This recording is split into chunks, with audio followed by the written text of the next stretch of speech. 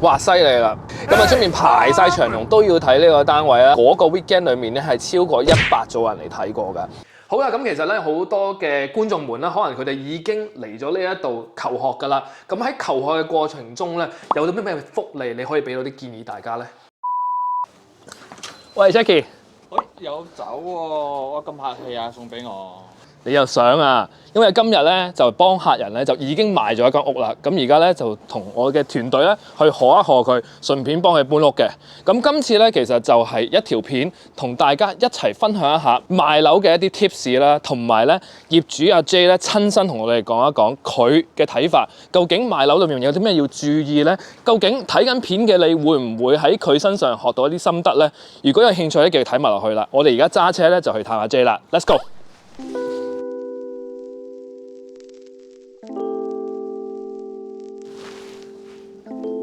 一度揸車一度拍片啦，但當然就係安全第一啦嚇。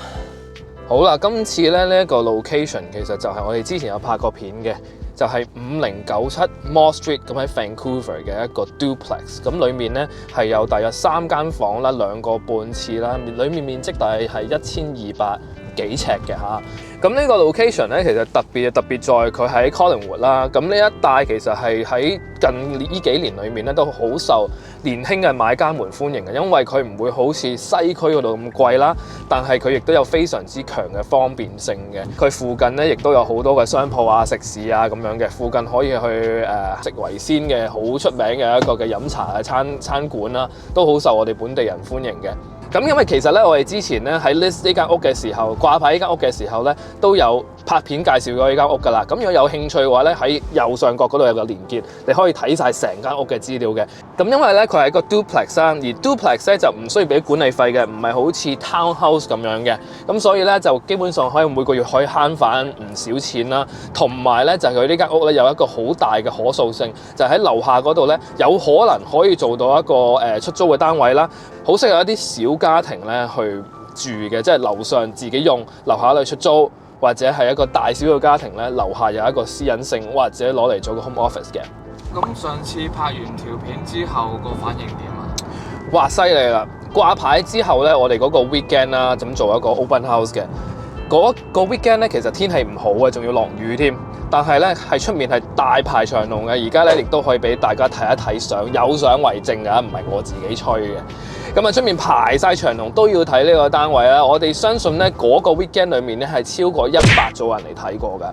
咁之後咧，我哋禮拜一咧就收 offer 啦，總共收到11張 offer。到最尾咧，以一個高於我哋嗌價，大約係20萬，超過20萬咧，係賣出呢個單位嘅。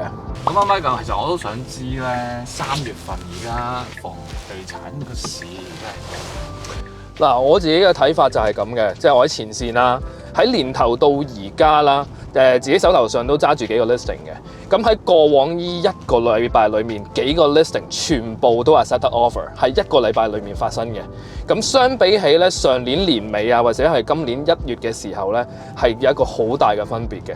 咁嗰陣時咧，上年年尾可能大家都覺得話市場淡靜啊，因為要加息啊 ，foreign buyer ban 啊，即係唔俾海外買家去買樓啊，導致到咧買家們咧佢哋嘅態度係比較係觀望啦。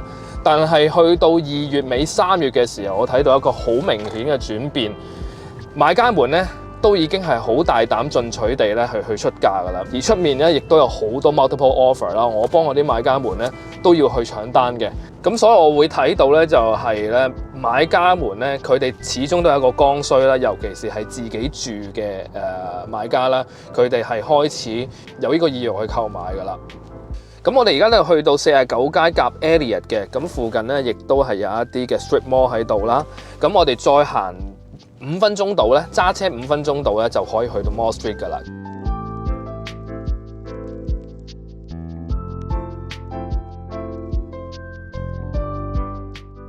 而呢度咧一轉出去就係 Kingsway 啦。喺 Kingsway 呢一條街咁有好多食肆啦，好似食維鮮啊、超級市場啊，咁都係我哋一行出嚟就可以去到㗎啦，就可以買餸㗎啦。咁我哋就喺呢一度轉入去嘅。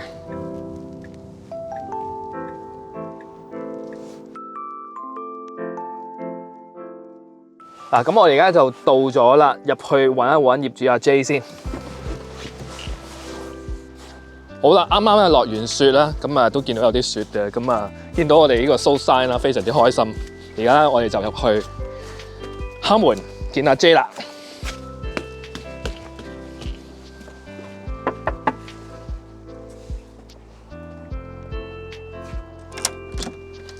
Hello J，Hello，你好。請入嚟。呢個送俾你嘅。好。再次恭喜阿 J 咧，以一個咁滿意嘅價錢同埋 offer 咧買到呢間屋嘅。好。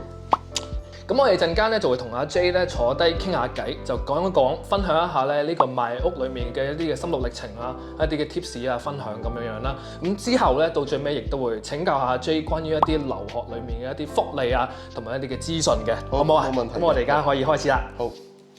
咁首先非常之多謝阿 J 咧，今次就同我哋一齊分享你哋一啲經歷啦。咁啊，畢竟啊講緊我哋好多觀眾朋友們咧，其實佢哋都好想第一身去知道，究竟作為買家或者賣家，究竟佢哋喺一個交易嘅流程裡面，究竟會係有啲咩嘅心得咁嘅。咁所以非常之多謝 J 你嗰段。係啊，咁屋就賣咗啦。咁你嘅感覺，你嘅心情又如何咧？比較興奮啦，咁呢一次係我第二次咁買屋嘅一個情況。咁之前有諗過呢間屋係有啲即係唔係咁好賣嘅，不過經過 Mike 嘅專業操作，咁大概1個月之後，我哋都已經順利咁賣得出去，跟住價錢我都覺得滿意嘅。咁都多謝你。都多謝阿 J 啦，J 非常之配合啦，亦都有好多嘅 idea 咧，都係非常之好啊！喺我哋呢一個嘅賣嘅流程裏面，即係我哋可以話係一個 partner 合作無間，咁所以先至會有咁好嘅成績啦。阿 J 啊，你點樣識 Mike 㗎？係咁嘅，我之前呢間屋咧係揾咗另外一個經紀嚟掛嘅，跟住掛咗3個月咧都可能賣唔出去咁，咁我就嘗試喺 YouTube 上面打溫哥華地產經紀咁啦，跟住都跳出有幾個喺 YouTube 上面買屋嘅視頻嘅經紀，咁 Mike 就其中一個啦。跟住睇咗 Mike 同埋其他嘅幾個經紀之後咧，我就想同佢哋當面傾一傾咁，就約咗 Mike 同埋其他幾個溫哥華本地嘅經紀嚟我屋企順便打個價，睇下價錢點啊咁。同應該都約咗成4-5個嘅，跟住同包括阿 Mike，跟住傾完之後咧，覺得阿 Mike 俾我呢間屋嘅估價會比較高啲。跟住第二咧就係 Mike 同我睇呢間屋嘅時候都睇得比較仔細嘅，好似全屋都睇晒啦，同埋包括埋連車房都去埋。因為其他幾個問佢哋使唔使睇埋個車房添啊？佢話唔使啦，車房喺邊度睇啫，都係差唔多咁。不過我覺得一個負責任嘅地產經紀係要全面咁即係了解間屋，咁我先覺得呢個估價係比較真實一啲嘅。咁阿 Mike 都做到呢啲嘢啦。咁見咗面之後咧，跟住我就考慮咗，就覺得揾 Mike 嚟授權佢哋買我呢間屋啦。咁其實咧，大家如果係睇緊呢條片嘅朋友們，都準備賣屋嘅時候咧，都有一啲嘢咧可以同大家分享同埋注意嘅。咁首先第一樣嘢啦，當然我哋啱啱掛牌嘅時候就幫阿 J 咧就請咗清潔公司嚟做一個清潔啦。咁其實阿 J 咧本身都住得非常之乾淨嘅。咁當然啦，因為畢竟我哋掛牌嘅時候都想咧就係買家們咧一入嚟覺得好似新屋一樣，好似一個示範單位一樣，俾到最好嘅印象。咁阿 J 都非常之配合嘅，基本上佢都係俾我哋係嚟清潔啦。咁其實我哋入嚟清潔之前啦 ，J 都已經執好咗自己嘅嘢咧，就唔會妨礙到我哋做呢個動作嘅。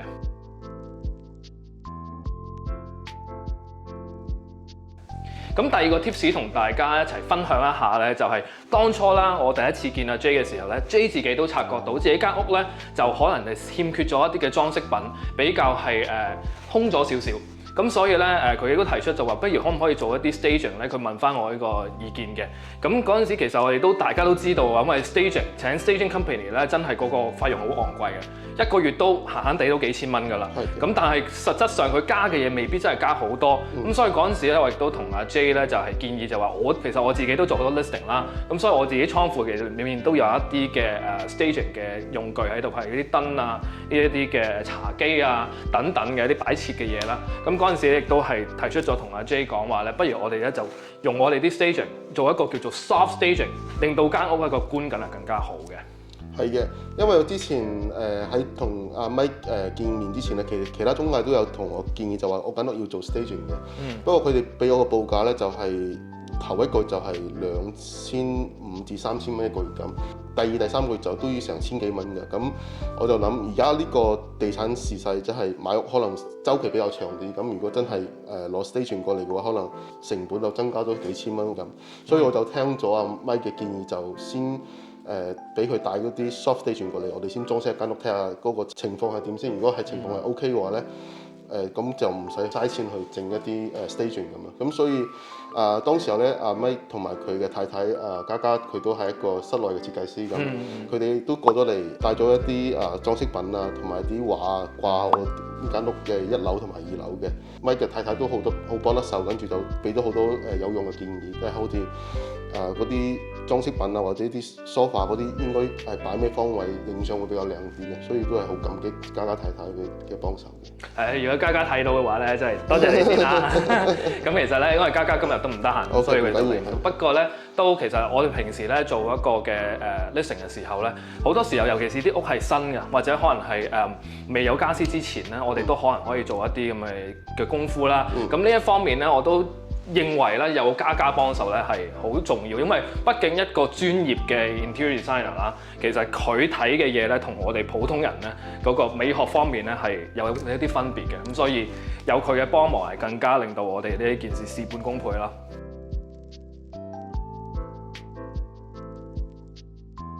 嗱，第三個 tips 同大家分享咧，就係一啲嘅叫做宗教啦，或者一啲擺設咧，係可能對於一間屋裏面可能會有一個負面影響嘅。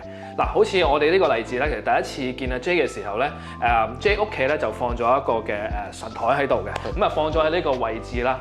咁其實咧嗰陣時阿 J 亦都知道咧，就係話一個嘅神台放咗喺度，首先第一樣嘢咧，可能喺同間屋個 style 咧未必係咁一致啦。咁第二方面咧就係話，放咗喺度嘅話，就可能令到個空間嘅利用咧就係少咗啦，冇咁 flexible 啦。咁所以我哋就建議阿 J 咧就係將佢咧就首先收埋先嚇，咁啊之後我哋買咗之後或者換咗屋之後咧再擺翻出嚟都冇問題嘅。係，我之前都有留意做嘅，不過就因為我之前第一次買屋嗰時候咧，我都係有呢個神台喺度，可能當時候市場比較好啲咧就冇咩太大影響。不過而家就可能都係有市場嘅原因啦，就比較淡啲，跟住可能有啲買家咧就比較挑剔少少，咁我就覺得收埋咧就空間會大啲咯，即係同埋成間屋嘅嗰個觀感係會配合翻高啲咁咯。所以我就聽到Mike嘅意見啦，跟住我就將個神台擺咗去第二度嘅地方咁。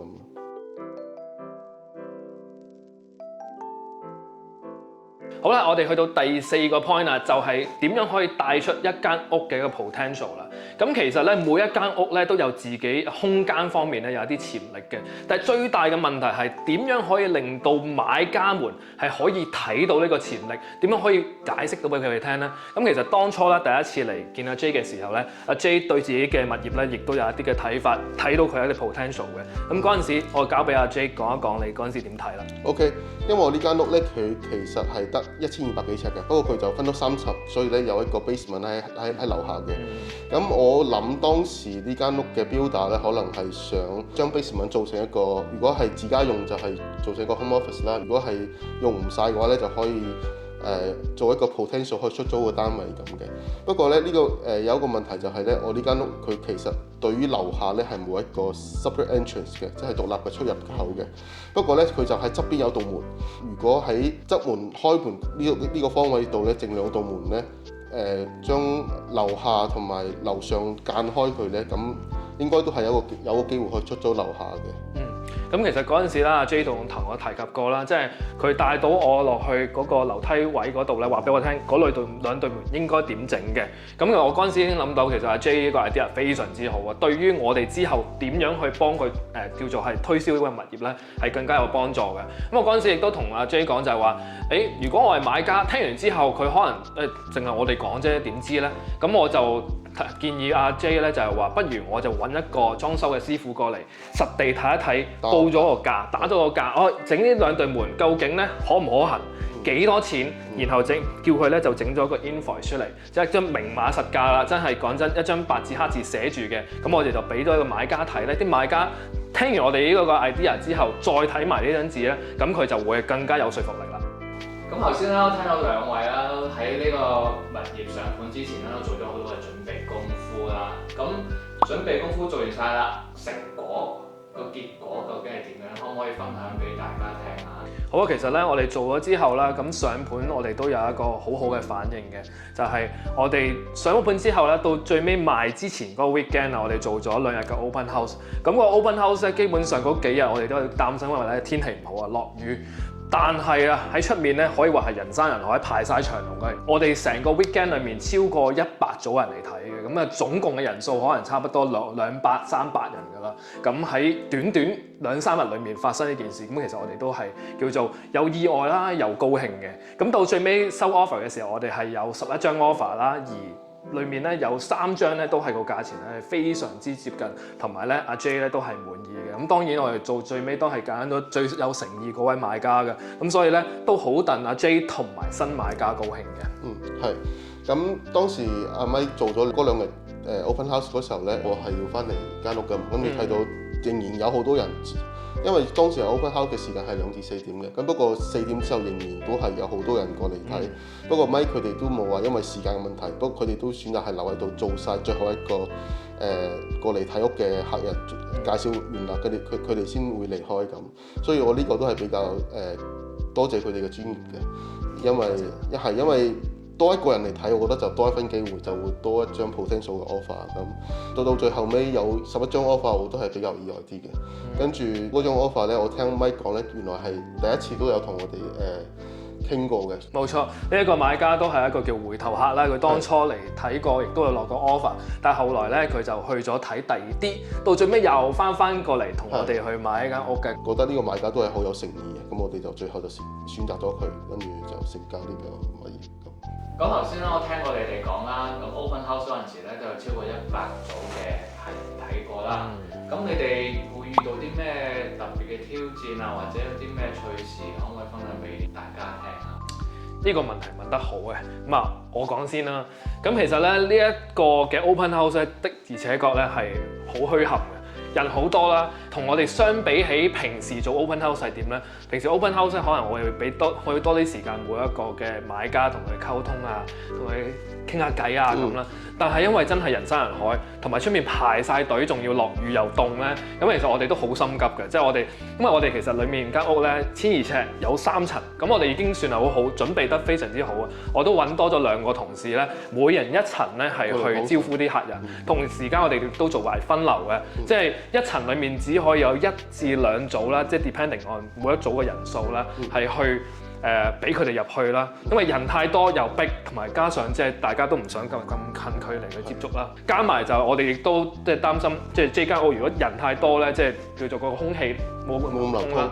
咁但係好彩我哋嘅人我哋係幫手係夠嘅，都多謝我哋嘅同事去幫忙啦。咁同埋仲有第一樣嘢嘅，就係譬如話頭先我哋提及過咧，嗰個間隔利用啊，即係我哋要同每一個買家都要必須俾佢哋知道有啲咁嘅概念。咁所以咧，我哋譬如100組人裏面咧，我哋可能我基本上嗰2日咧，我哋講到口水乾埋嘅。嗰個位戒嗰個門啊，就會講咗100次，同埋攞咗嗰個報價單出嚟講咗100次。咁呢都係叫做 challenge，一句説話同時間係咁重複咁樣講。但係到最尾都係開心嘅，因為買家們佢哋都表現出嚟嗰個嘅滿意度都幾高嘅。咁啊 J 你又點睇咧？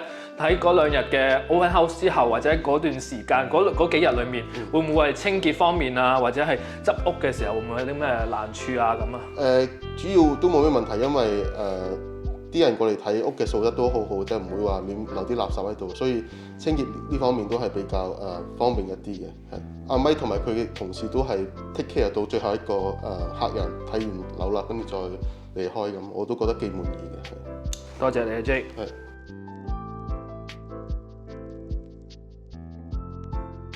咁其實咧就係嗰陣時做 open house 嘅時候啦，亦都有好多客人咧，佢哋係睇得出嘅，啱落嚟到埗，甚至乎就真係講緊係新移民或者係過嚟呢邊留學嘅。咁其實咧 J 咧其實係一個嘅留學顧問啦，咁佢喺呢一方面係專家嚟嘅。咁我都知道啦，我哋呢條片睇緊我哋呢個 channel 嘅觀眾們啦，佢哋好多都可能係未必係即刻可能可以買㗎啦。可能佢係而家係觀察緊，甚至乎溫哥華未嚟過，想了解下呢邊嘅。或者可能揀緊喺邊一度留學好咧，咁我覺得呢一方面咧就可以請教專家阿 J 啦。因為其實我自己啦，我有好多客人咧，佢哋揾我嘅時候有一啲咧都係可能係搞緊 Stream A 準備留學嘅，咁我一啲嘅客人我都 refer 俾阿 J 係去幫佢哋啦。咁喺呢方面咧都想請教阿 J 多啲嘅。OK 係。咁加拿大政府咧就係近呢2年咧就有一個 Stream A 同埋 Stream B 嘅政策咧，係幫助香港居民過嚟移民加拿大嘅。咁我側重講一講Stream A 啦，因為呢個 Stream A 係關乎留學比較多啲嘅。咁 Stream A 咧佢其實係主要照顧喺加拿大境內嘅畢業生嘅。咁申請人咧要符合有幾個條件啦。第一個就係咧佢哋要持有有效嘅香港護照或者係英國國民海外護照，即係我哋俗稱嘅 BNO 啦。咁申請同埋獲得加拿大居留權嘅時候咧，申請人亦係要必須係居住喺加拿大嘅。咁有啲人可能會問咁我係咪嚟咗之後就唔可以出境啊？唔可以翻香港啊？咁短期嘅出境咧係 OK 嘅，不過如果超過3個月嗰啲咧就盡量避免就會比較好啲嘅。期間咧申請人咧要有一個合法嘅臨時居留嘅一個身份喺加拿大。咁喺學習方面咧，Stream A咧係要求咧學生咧要喺加拿大指定高等學習機構度畢業嘅，即係我哋俗稱嘅 DLI（Designated Learning Institution）。咁我哋喺揀學校方面咧，我哋一定要揀 DLI 學校畢業嘅，之後先有資格去申請呢個 Stream A 嘅。只要學生係完成以下任何一個學歷咧，都係有資格去申請個 Stream A 嘅。咁包括啲咩學歷咧？第一個就係一個2年制嘅文憑課程啦，或者係一個本科，或者係一個碩士，或者係一個博士都係冇問題嘅。你頭先講話2年喎，咁其實有啲客人啦，或者有啲朋友啦，佢哋覺得話2年讀書會唔會太耐咧？會唔會有啲再短啲嘅一啲課程咧？係有嘅，咁因為咧加拿大佢好多嘅大學同埋college 咧都係有不同嘅 program 嘅。有一個最流行嘅 program 咧就係叫做研究生文憑，咁喺加拿大咧就係叫做 postgraduate certificate 或者係 graduate diploma。Stream A 嘅學生如果係想讀呢個研究生文憑嘅話咧，就一定要揀一個1年制嘅課程，1年制嘅研究生文憑，同埋咧50%嘅學習咧要喺加拿大境內完成。不管你係嚟到加拿大係線上讀或者線下讀，都係要有50%嘅課程喺加拿大入邊讀嘅。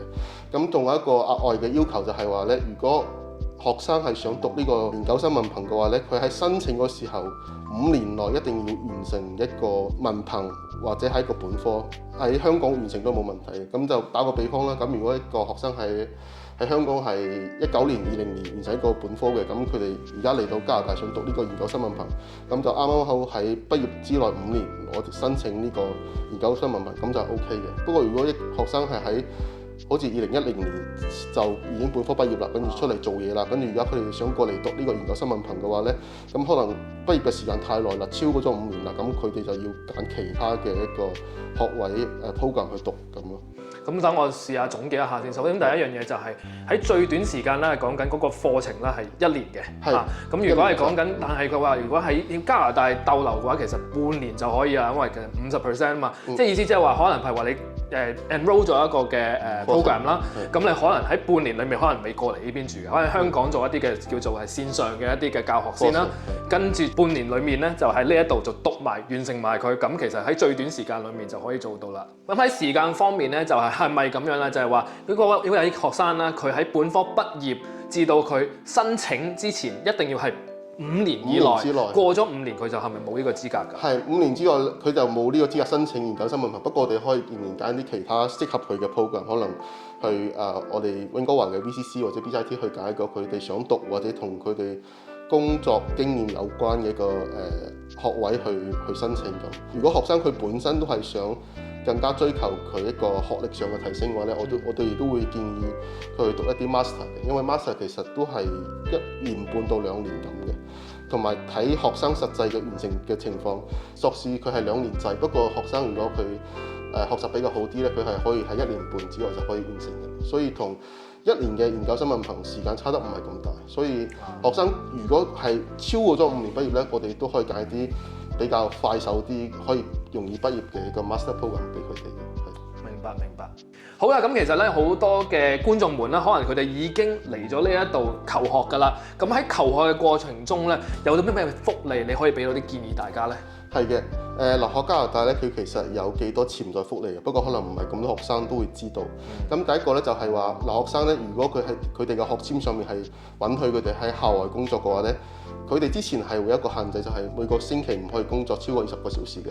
不過由舊年開始咧，就有一個臨時政策，就係2022年嘅11月到今年嘅12月咧，留學生每週嘅工作時間咧係可以超過20個小時嘅。咁相當於咧，對於留學生嚟講，咁當然可以增加一啲本地工作經驗啦。咁亦都方便佢哋畢業之後，佢哋喺本地揾到一份更好嘅工作。咁實際啲講嘅，咁溫哥華嘅生活成本亦都唔低嘅。咁你有啲額外嘅收入咧，都係可以減低學生嘅生活成本咁嘅。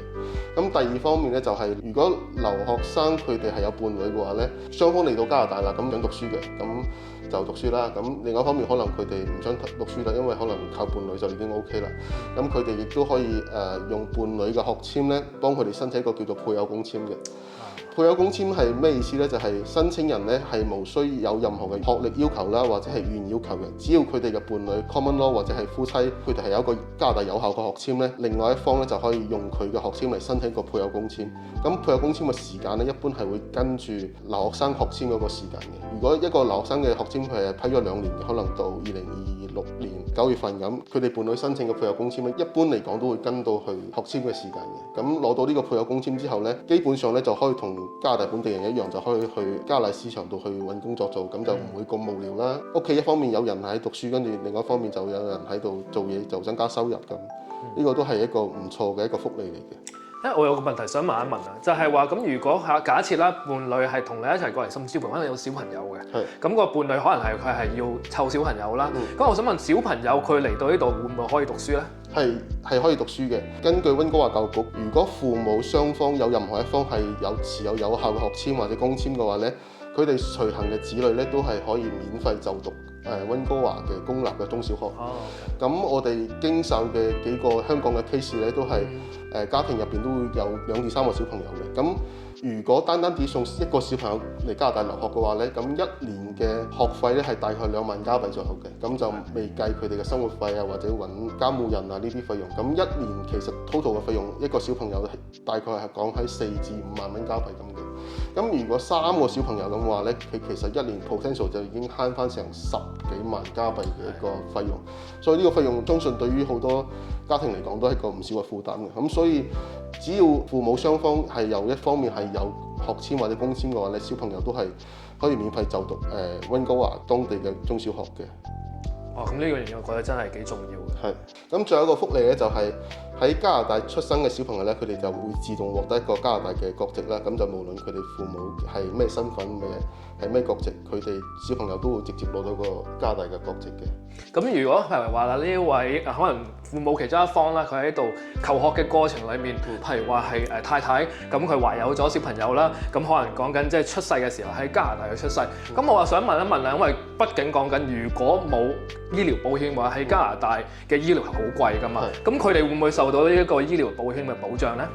留學生咧，佢哋都係可以申請我哋 B 省嘅 MSP 嘅一個醫療計劃嘅。咁留學生一個月大概係70-80蚊左右嘅啫，不過咧就會 cover 咗好多嘅一啲醫療嘅費用嘅，咁就已經包括咗生小朋友。所以如果留學生生小朋友，如果佢哋有效嘅 MSP 咧，基本係冇費用嘅。哇！咁樣真係慳好多啊！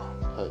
好啦，咁其實咧好多朋友咧，可能佢哋而家睇緊片嘅時候，都係叫做計劃做緊呢一個嘅留學嘅。咁如果係咁樣嘅情況，準備功夫有啲咩可以建議俾到大家呢？ OK， 咁如果學生佢哋想嚟加拿大留學之前咧，我就會建議佢哋可能喺香港或者其他地方咧，先準備好佢哋嘅學歷文件啦。咁因為最後一步咧係要求佢哋之前嘅學校 send 一份 official transcript 過嚟呢邊嘅學校嘅，所以有啲時候如果你唔準備，就直接嚟咗加拿大之後咧，最後尾呢一 part 咧就可能會有啲 delay 咁嘅，因為你要聯繫翻喺香港或者其他地方嘅學校，同埋第二方面咧就係嚟加拿大之前咧，我哋都會建議學生咧先去學一學英文先啦，或者佢哋之前係有學過英文，不過可能工作嗰方面就冇用得太多嘅，所以我哋建議想留學嘅話咧，最好就提咗半年咧先warm up 翻佢啲英文啊，或者去參加個英文培訓班啊。或者去考一個雅思啊、托福呢啲嘅英文測試咁嘅，因為呢啲無論係申請學校係需要，或者係之後申請 Streammate 咧，Streammate 都係有一個語言要求嘅，就係要達到加拿大嘅 CLB 嘅 Level 5，即係提前去學去準備好英文都係一個好重要嘅一個建議嚟。哇！真係好多建議啊，俾到大家。咁所以咧，如果大家咧係準備留學過嚟溫哥華或者係加拿大嘅話咧，有啲問題咧，可以咧就直接揾阿 J 嘅嚇。佢嗰個嘅聯絡方式啊 ，WeChat 咧都係喺我哋嘅 description 嗰度啦。咁歡迎咧直接聯繫阿 J 嘅。好啦，阿 J，我想問你一個問題啦，就係阿咪咧而家幫你買咗個物業啦，你對佢嘅評價究竟係點咧？其實我都見過唔少嘅地產經紀嘅，咁我覺得咪做嘢都係比較細心一啲啦，同埋佢真係喺買屋之前都做咗好多嘅功夫嘅，我覺得使費都唔少嘅。不過呢啲都係阿咪做得好好嘅一個地方。應該嘅，應該嘅。係咁，所以大家如果係有喺溫哥華有任何嘅買屋嘅問題或者地產嘅問題咧，都可以諮詢阿咪嘅。我會對阿咪打9 of 10。哇，都好高分喎！都好高㗎啦，係多謝你先，多謝你先。好咁我亦都非常之多謝阿 J 對我嘅信任啦，同埋我覺得係一個緣分嚟嘅。即係阿 J 其實我都認為阿 J 咧作為一個業主咧，亦都係非常之有佢嘅見地，同埋咧佢喺賣屋嗰度咧，亦都有好多嘅諗法啦。我哋係可以，我成日都講嘅就係咧，其實我作為地產經紀，或者係阿 J 作為一個業主，我哋係一個 team 嚟嘅，即係話一定係。我唔可以話全部係話一個人做晒，第二個人冇做嘢唔得嘅，係我哋兩個 work together 咧，先至有一個好成績嘅。咁所以我都非常之多謝阿 J 你嘅信任同埋咧我哋一個合作嘅默契嘅。多謝你，多謝你，多謝晒，多謝晒。好啦，咁今集嘅內容咧，同大家講到差唔多啦。唔知大家有啲咩嘅睇法，或者想有啲咩建議咧，歡迎同我哋咧繼續留言咧去討論嘅。咁今集非常之多謝阿 J 咧，同我哋一齊分享咁多嘅資訊啦。咁所以啦，記得啦，中意我哋頻道內容咧，就首先要 like 我哋 video 啦，同埋 subscribe 啦，同埋咧下低 comment 啦，同埋 share 俾有需要睇嘅家人或者朋友睇啦。咁當然啦，右上角嗰度咧就亦都有我嘅 QR code 啦，同埋我嘅電話，隨時可以咧私信我啦，同你繼續討論嘅。咁當然啦，有留學嘅一啲問題咧，歡迎咧可以聯絡專家阿 J 嘅，咁佢亦都會可以幫到大家嘅。咁希望啦，今集咧大家中意啦，我哋下一集再見啦。好，拜拜。拜拜。好， Yay! Thanks so much.